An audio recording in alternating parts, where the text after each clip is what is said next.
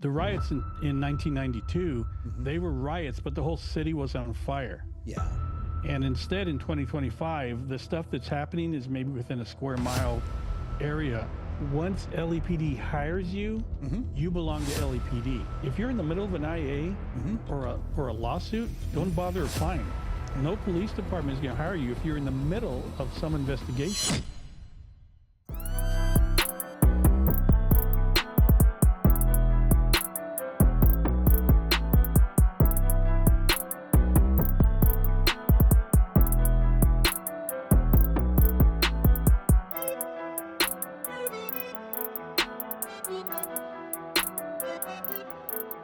Welcome back to the IA Guy Police Podcast here with your host, Marlon Marrache, with another special guest.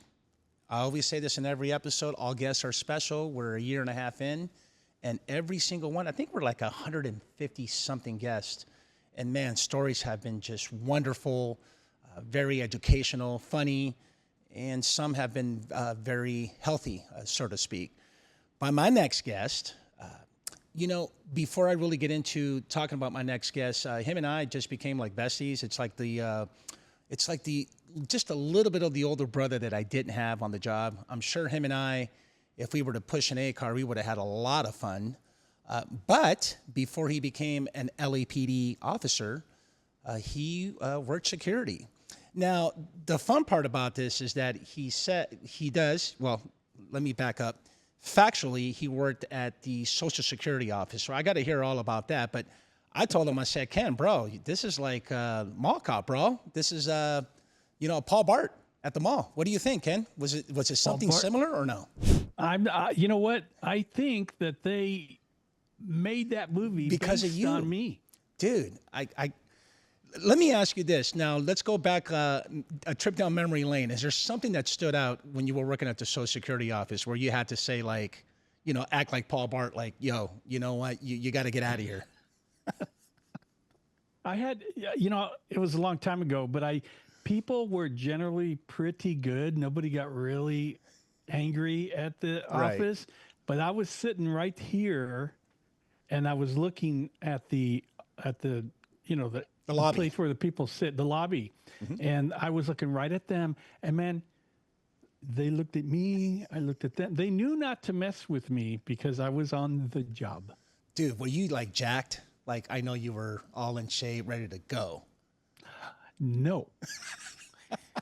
Because I was 20, 21, and I was a little stick, man. I ate as much as I ate, but I couldn't get any weight. Yeah, no, totally. I can kind of relate with that. Believe it or not, I was skinny at one point too. I got to ask you about those times where, can you imagine back then compared to now where they have these First Amendment auditors? Can you imagine someone walking in and just saying, hey, this is, public property. It belongs to the government. So I'm allowed to be here and it's free. You can't not tell me not to record. What do you think that would have been like?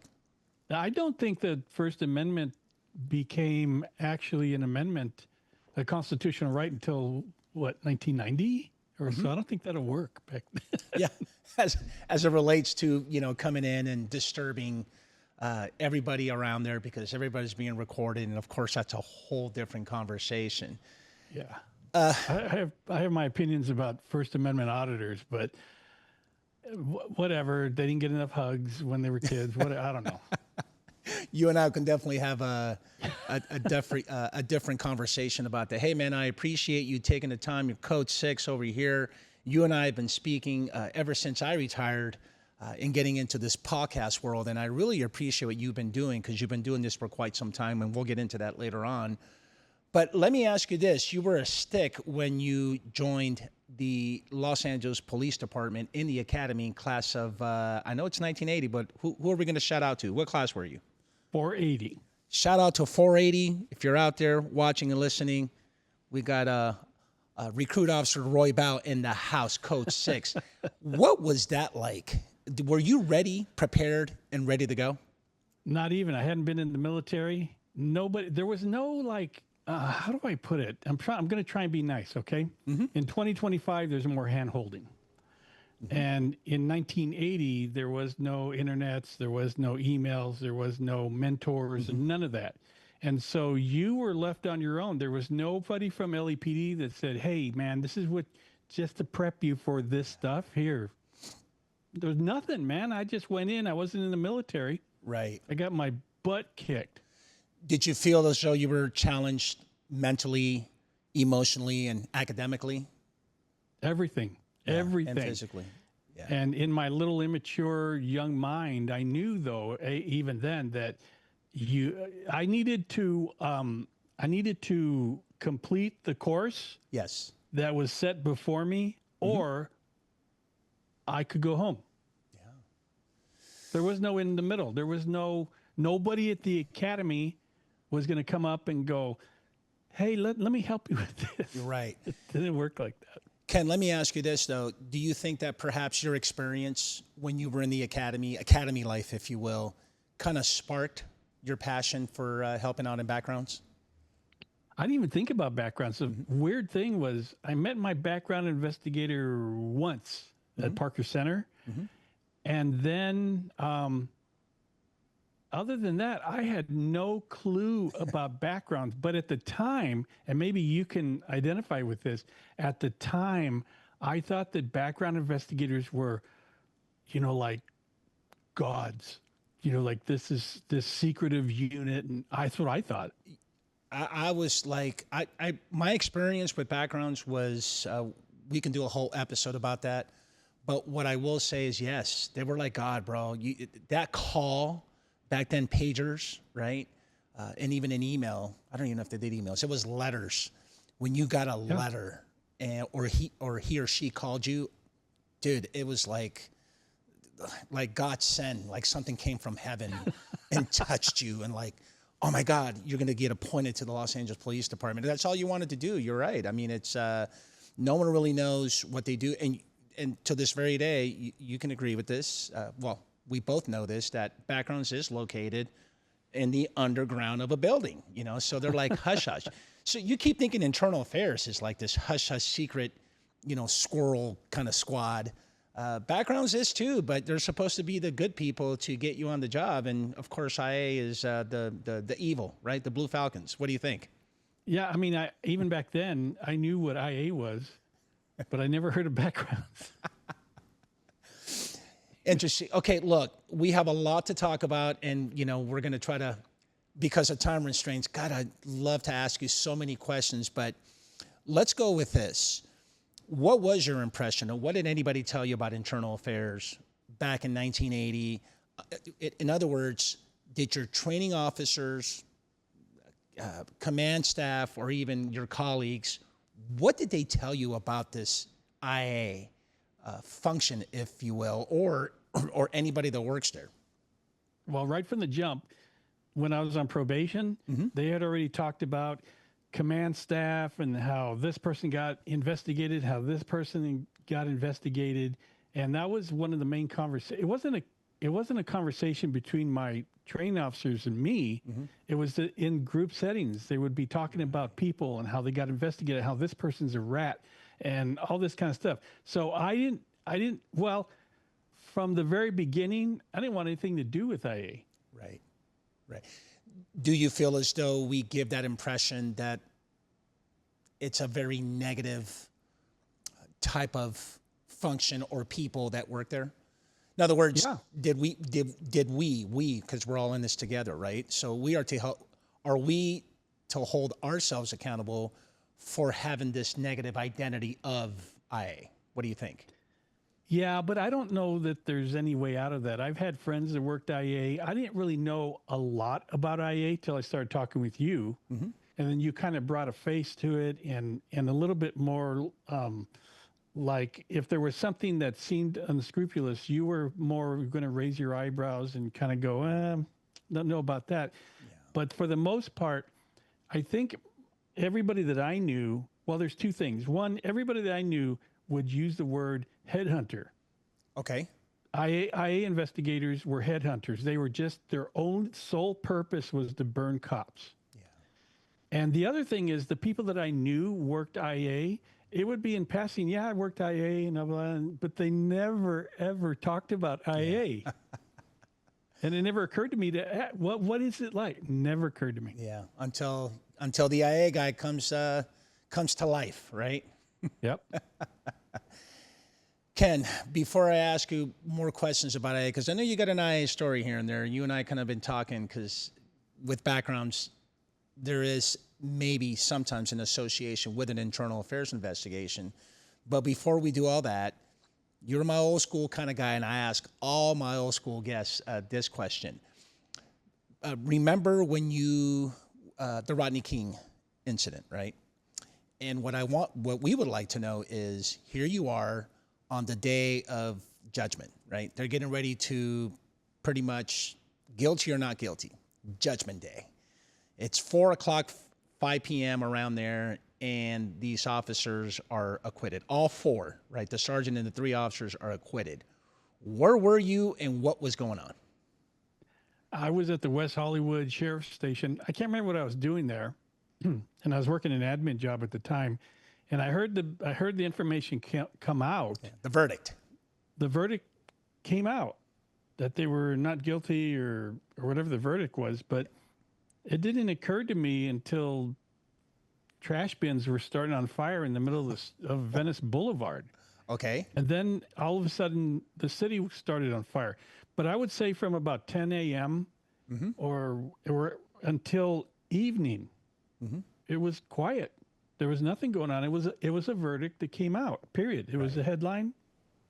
Nobody at the station said anything. So obviously, nobody thought anything. Right. And what did you do? Did you report back to work, or what was that like? I was there already. It was so funny. Go ahead.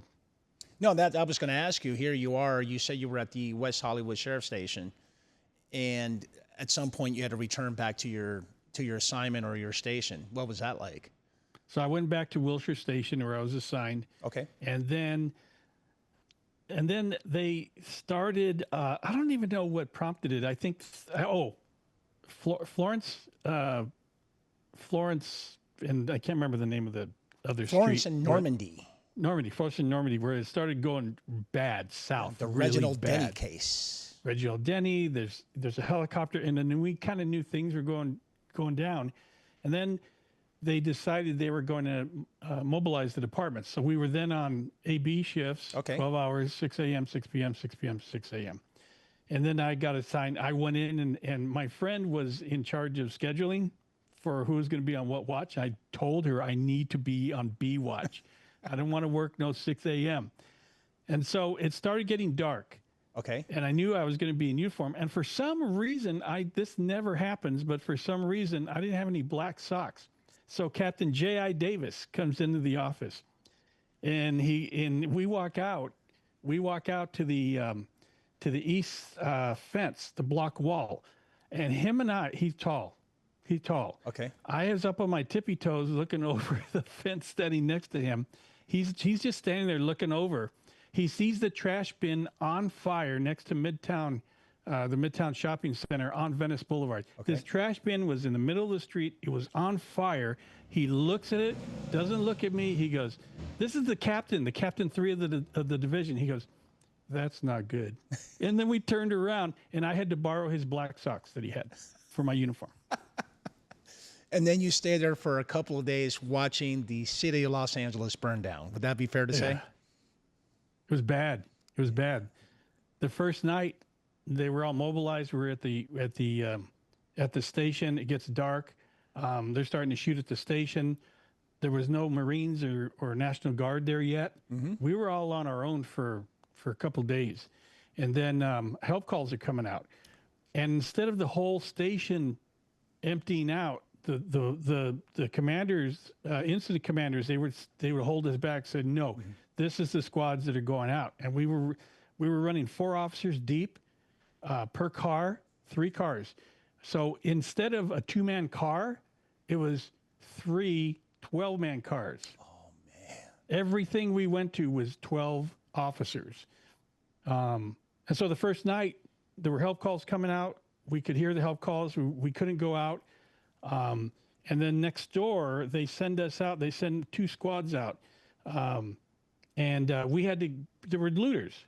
So we went over there and we were in the parking lot kind of going, hey guys, get out of here, blah, blah, blah. And then bullets started hitting our cars. And we hightailed it to the back of a bank. And that was the first one I knew. And I looked at my car door and I could see there was a round that had hit the car and glanced off. And I'm going, this is getting kind of real. And so then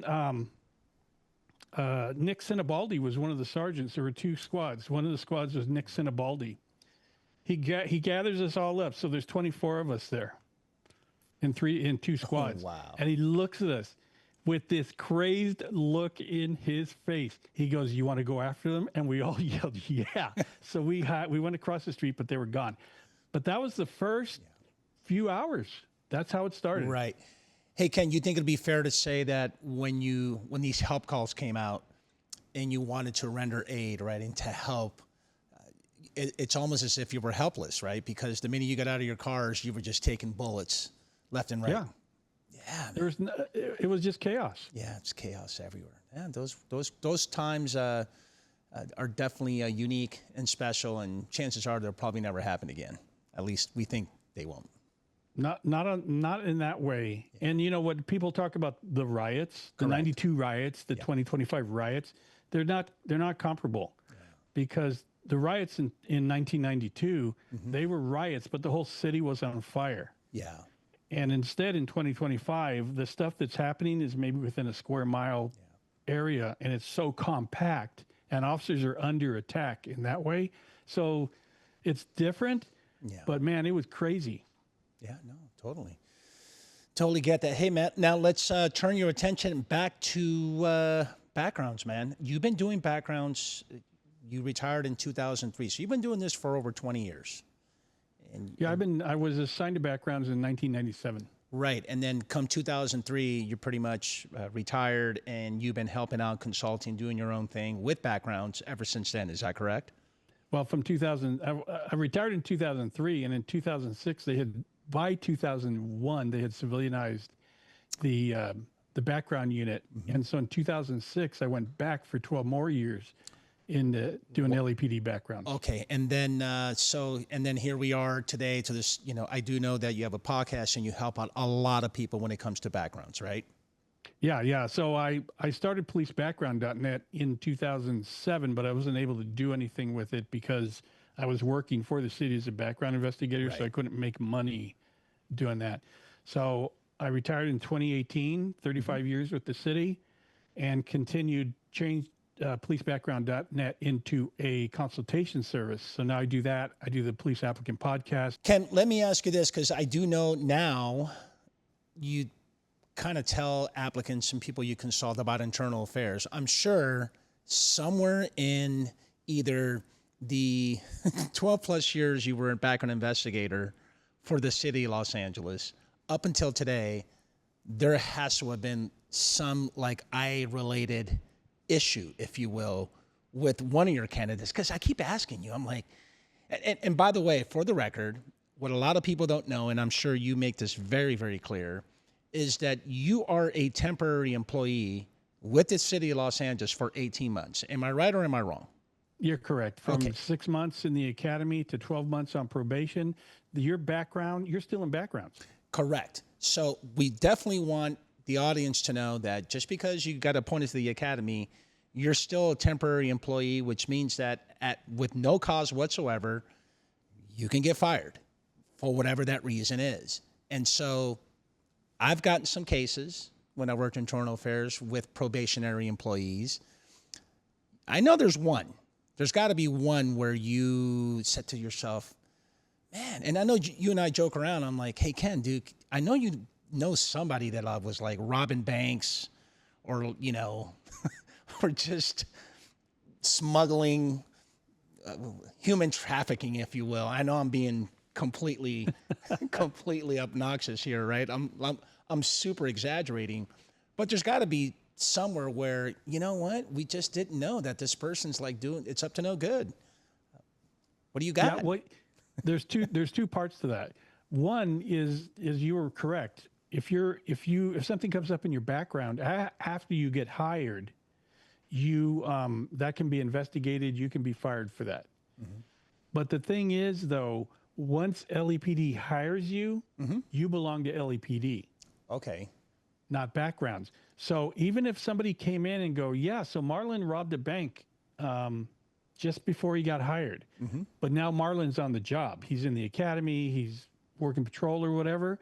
Then we get the information in backgrounds and we forward that to LAPD because now he's an employee of LAPD. He's a police officer, so it's an IA issue. So it's an IA issue. Have you had anything similar to that, if I may ask? No, not with candidates because the LAPD shuts us out. Wow. So we work in silos. I haven't heard that before. Oh, big time, big time. And even in 2025, LAPD, once someone's been a police officer and say they quit or they wash out of the academy and they want to come back, LAPD doesn't talk to backgrounds. They want us to do the background. But if we go, hey, so for my background, how was Marlon as a police officer? Wow. They don't talk to us. Now, let's go back to during your backgrounds as they're attempting to get hired to get an appointment to the LAPD Academy. How do we handle internal affairs issues with outside agencies, if any? You're talking about the police officers or the candidates? Yeah, let's go with the candidates. So here we are. I'm applying for. Well, let me back up. Let's just say it's a lateral, for an example, where you are doing a background investigation on a lateral who wants to come into the LAPD from another agency, and there's an internal affairs issue. How can you walk me through that process, if any, about how we handle something like that? It depends on the department that the person is coming from. The funny thing is this: people don't think about this. If somebody's a bad egg, or is that too old school of a term? No, if somebody's I like it. a bad officer, Yes. and they go, I want to come to your department now. And then we call the other department and they know he's bad news. And they say, best officer ever. Because why? They want to get rid of them. Correct. And so part of that is that they'll be going, good officer. Yeah, no, everything's good. Everything's good.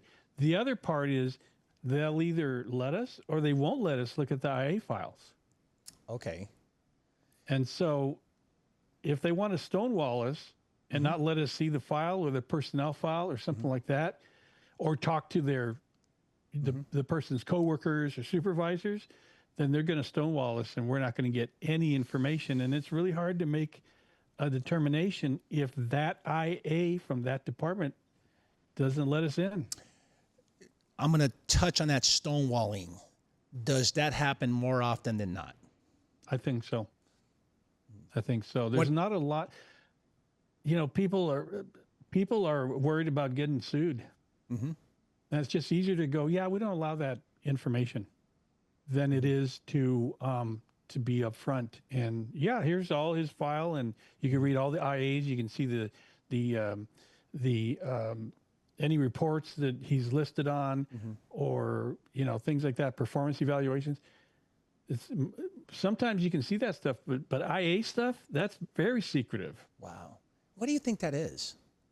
I think that they are afraid, like it's employee confidentiality, they term it. But the thing is, though, every police officer, whether a lateral or a new hire, a new hire, they sign a waiver, release a waiver that says we can see anything.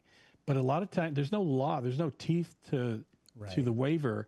And if somebody goes, yeah, you know what, this makes our department look bad, this IA makes our department look bad, that makes sense. We're not going to allow that. And most of the time, you probably know this, is that IA files are separate from the personnel files for the most part. Correct. Interestingly enough, I just worked on a case, consulted out of state. I'm not going to mention any states, Washington, where the background investigator. So let me paint the picture for you. This officer was a deputy. He was a law enforcement officer in the state of Georgia. Him and his family moved to the state of Washington and worked for this agency. Things didn't work out. There was an incident where he got an IA, right? They initiated an IA investigation. However, he was completely unaware about it. So because of culture, because it just wasn't working out, and he had a newborn. The family decided to go back to the state of Georgia. So while to his original law enforcement agency. So while he's in backgrounds with the state of Georgia, believe it or not, it's not shocking to me that the background investigator calls him up and says, "Hey man, you do know you have an IA." And he's like, "What?" He goes, "Yeah, you have an IA with your department, and they're thinking about charging you, alleging that you were untruthful." So then, of course, he hangs up the phone, calls the president of the POA. He's like, "Hey, man, I heard I have this IA." And a couple of phone calls later, he gets an email from that department saying, "Yeah, we have to interview you." So needless to say, of the result, it should have never been framed. 1, 2, it should have never initiated an IA. And to make matters even worse, they submitted his file to the state of Washington Post, which is our California Post, to their post, to try to decertify him. Yep. So anyhow, the background investigator gave him the green light. He got rehired back to his original agency in the state of Georgia, hired me to pretty much go through his entire IA with a fine-tooth comb. And I said, yeah, this just should have never happened in the first place. We submitted the audit analysis biopsy to Washington's Post, right? Their criminal justice center, whatever it's called. And the case is closed. They should have never, charged him with an untruthful allegation. But it's kind of weird how it just goes to show you what we were talking about earlier, is that we keep working in silos, and that's got to change, man. What do you think? Yeah, but to your point, this is why a lot of people think IA is heartless. Yeah. They're headhunters. They go out to ruin careers and things like that. And the thing is, though, is a lot of times, and I've talked to a lot of officers who have tried to lateral to other places. And the first thing is, I will say this: if you're in the middle of an IA or a lawsuit, don't bother applying. Yeah. No police department is going to hire you if you're in the middle of some investigation. Yeah. Yeah. And the other thing is, good advice. I can't tell you how many times, Marlon, I've talked to people who had IAs, and they go, "Yeah, in the IA investigation, they said that I murdered somebody and that I'm going to prison and that blah, blah, blah, all this stuff." And then at the end of the IA, unfounded. But in the meantime, the officer's reputation, a background investigator, if you apply to go, "I don't know, man. About this guy, yeah. And then it's unfounded, and then nobody says sorry. No. It's accountable. And you know what the greatest part about this, Ken, is that we preach transparency, and we don't have it. And then we preach accountability, and we don't have it. And things have to change. Lucky us that we can have this conversation. We got this podcast that talks about internal affairs matters, where hopefully we can just put a little dent into the system to try to change it. And you're right. One of the changes should be is to hold yourself accountable. Right now, I'm on this journey. I'm riding hard with officers who, of course, I scrub YouTube all the time, and they resign in lieu of. It's a way of saying, you know what, I kind of messed up, and I'm just going to go away and not take any accountability. You know what? No. What you should do is write it all out.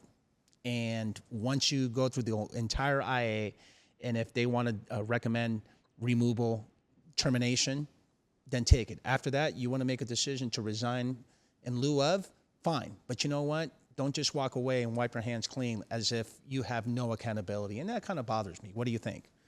Yeah, I mean, why can't police departments, if they they investigate stuff and they find out that there's nothing to this. Mm-hmm. Why don't they just purge the whole thing? And why don't they go, sorry, this should not have been initiated? Get rid of it. Why can't they do that? Yeah, exactly. There's a lot that we can change. You and I were talking earlier, and I told you about an officer that used to work at backgrounds who had problems with supervision all the time. Yeah. They'd pick on her all the time. One time, a lieutenant initiated a personnel complaint. An IA? Because, I think it went to IA, but initially was the lieutenant who initiated the personnel complaint because of the officer's tone of voice. And I guess you can't be human and go, come on, Lieutenant. Jeez. Tone of voice. Do your work, Lieutenant. Oh, my Yeah. God. Your disposition was just so offensive. Yeah. And so I think that people, obviously there's officers that get caught dirty or whatever. Yeah. What they get caught, and it's sustained complaints and things like that because they did it. Yes. But why does IA have such a bad overall reputation that everybody hates them, even if they find somebody dirty? Dirty. Yeah, absolutely. It's almost as if you can't differentiate between weaponizing IA to your point. Let me just call IA and see if they can deal with it. Use them as a tool, as a weapon to get everybody else in trouble, compared to, you're right, that dirty cop that's robbing banks. It just sucks. But yeah, man, thanks for sharing, and I really appreciate all that. I do want to ask you a couple of more questions about your expertise, because you are the SME, is what we call them, right? The subject matter expert in backgrounds. But before I get back into that, I definitely have to ask you, worst incident in your career? Like a patrol call or something like that? When I ask this question, as much as I don't like to ask, a lot of guests tend to go back to that one radio call or, out there, man. I know there's one that sticks with you to this very day. There's a couple of them, but one of them is going back to the riots. The second night of the riots, we went to a shooting call, and it was in Koreatown, and there were five young Korean guys, 4 or 5, at I think 3rd and Rollo. Okay. And they had been shot up by another group of Korean guys because the local radio station had been taking phone calls from people, and they were saying, hey, so there's bad guys, they're breaking into this business and stuff like that. So the radio station would broadcast it out to the local Korean community, and these roving bands of other young Korean guys armed would go because the LAPD wasn't going to show up. So on this one occasion, Edward Song Lee and his friends, they were going to this place because they heard it on the radio. This other group had heard it too. Okay. But they didn't have any communication. So what happened was they were there waiting. Edward and his group showed up in their car. The other guys thought it was bad guys. They ended up shooting up the car. It was bad, man. It was just like you see in the movies where there's just bullet holes riddling the car. When we got there, they were all propped up against the building, and they had all been shot. Edward Song Lee was laying in the street. And he's bleeding out, and I was standing next to him waiting for the fire department to come.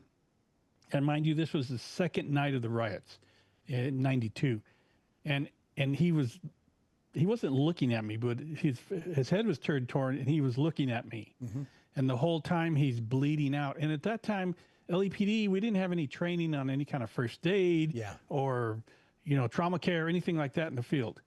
So, so he bled out and died on the street there. It took the fire department, the paramedics, 20 minutes to get there.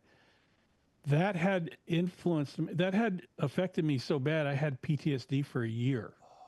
Well, I still have PTSD, but that incident, I would dream about him. I had nightmares and all that stuff. That was probably one of the worst experiences I ever had because, cops, don't we take stuff in that we see? We see 200 plus traumatic incidents in our career where everybody else sees maybe one in a video game or something. We see 200 and you kind of go, bam, no problem. That was not the case. And it still bothers me to this day. That's probably one of the worst things I ever went to. I appreciate you sharing that, man, because as much as, and I'm going to sound very contradicting, as much as I don't like asking that question, I do like to ask that question because that's what police work is. So, when you have these candidates who are trying to become police officers and get on the job, hey, man, this is the real deal. This is what happens. You're going to live with this for the rest of your life. like you said, 200 plus incidents in a career. That's completely traumatizing. And I'm glad in today's policing, mental wellness is definitely a priority. So I appreciate you sharing that. Look, let me ask you this. What have you learned, or what has been the biggest challenge in consulting when it comes to backgrounds? What do you think? The number of people that come to me and, sometimes they'll come to me and go, hey, look at my background and tell me what you think. And I can't sew their heads back on because there's too much. Uh-huh. But then the ones where I go, there's not enough here for a DQ. Right. And yet the candidates keep getting DQ'd when these guys could be good cops and police departments are passing them up. And what I've learned is that the background units are not all the same, and background investigators are definitely not all the same, just like IA investigators. Right. Do you think that background investigators don't really have a voice about their candidates sometimes? Not anymore. Not anymore. I'll give you, for instance, LAPD when I left in 2018, LAPD at the very last portion of the summary for the background investigation, yes, was what do you think? In the investigator's opinion, I believe this candidate is excellent. He had some rough patches in his life. He overcame them, and this is what he did, blah, blah, blah. This is my opinion. Okay. In 2025, they took that part out altogether. Yeah. So you didn't even get to go. Who knows the candidate the best? The investigator who did the entire investigator. background. And so why wouldn't you want the investigator who knows everything about the candidate to go, yeah, he had this happen, but I think he overcame it, and he's amazing today. They don't want that. And so the investigators don't have as much say-so in a department the size of LAPD. Smaller ones, yes. Got it.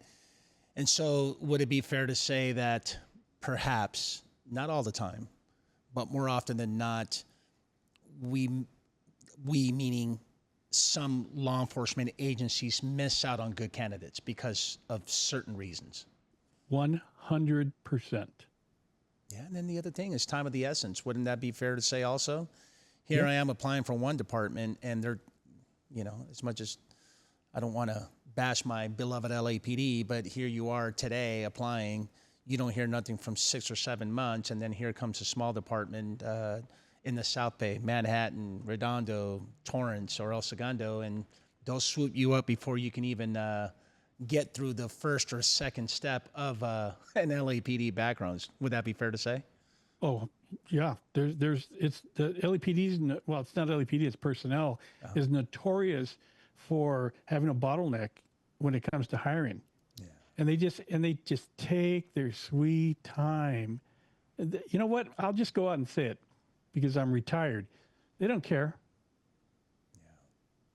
They don't care that they lose candidates. They don't care that they let candidates pass by on crappy DQs. Yeah. Because this has been I've been talking about this for over 5 years. Wow. And here we are in 2025, and personnel silent. Yeah. My thinking is they don't care because time is of the essence. Would that be fair to say? Rephrase that. Well, time is of the essence. Hey, man, you applied today, right now. Today is Monday. I got to expedite this as quick as possible. In other words, I can't be taking my time with this and be lazy about it. There's no such thing. Right. That's my point. Time is of the essence, right? Yeah. You should be able to say, okay, you know what? I want to expedite and get this done. Why? Because I probably have about 5 more that I got to do. And so don't take your time. And to your point, I think that's where it shows the careless, right? Yeah. They just don't care when it comes to the timing. Someone happens to be a great candidate, and like you said, they probably had some things in the past that they've overcome. And next thing you know, I'm excited to do this, and my whole life depends on this career decision by this department, and I'm just left in the dark. So you know what? I'll go apply somewhere else, and then they pick me up. Yeah, and a lot of candidates they'll apply more than one department, including LAPD, and then LAPD will just drag their feet. When I say LAPD, I mean the process, not LAPD the department. Correct. Because they're largely LAPD, the police department is largely removed from the process. From the process. Yeah. So when I talk about LAPD, I'm talking about personnel. They are understaffed. There's some people in there that aren't qualified to be background investigators, and they just do a crappy job because they just want to get the numbers out and say they did the background without actually being concerned about the quality of the candidates or how long it takes or whether they lose candidates or not. Yeah. I call that half-baked type of case or an investigation, right? Hey, man, thank you so much for sharing all this. We're going to wrap it up, but before we do that, I know you got a book. Talk to me about the book and how can we get a hold of you, bro? It's my book is called Background Investigations Inside the Mind of a Background Investigator. And I go through everything that has to do with the background, my thoughts on things, and anybody who wants to be a police candidate or even a background investigator can read it and go, this is good information because it's not typically out there. You can get a hold of me at my website, policebackground.net. I'm on Instagram at LA_backgrounds13 and at my email, ken@policebackground.net. Cool. What about the YouTube channel, bro? You gonna invite me or what, bro? Man, my YouTube is up and running. I had a little hiccup I had a little injury, and so I put that on hold for a minute. But now, this is my debut. That's your debut. Your podcast. Jumping back on the saddle, and this is my debut, and I'm back. You're back, baby. Stronger than ever. I really appreciate it. Hey, brother, you have been an inspiration, and thank you for being my friend as my journey started with podcasting over 2 years ago. I really appreciate your time, and we're gonna hook up soon, man. Yeah, you know what? And I got to say this before we go. Yes.